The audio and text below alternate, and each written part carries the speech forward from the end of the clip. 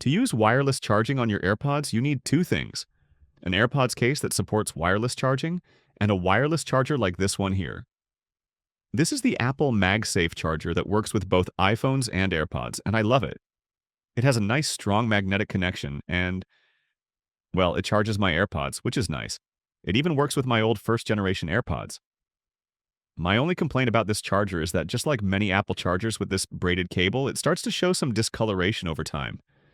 It almost looks dirty, but it's actually caused by the heat that generates with the fast charging this thing does. You don't need an official Apple charger to wirelessly charge your AirPods. This Anker nightstand charger, for example, is great. It has a little pocket for my AirPods and a strong magnetic charging pad for your phone. One of the best accessories I own. Wireless charging is for the case only, so you can't charge the earbuds directly. The case can be empty though, so you can use your AirPods and charge the case simultaneously. I'll link these two chargers in the description, so if you're interested, go check them out. Hope that helps. Leave a comment if you have any questions and subscribe for more easy guides like this.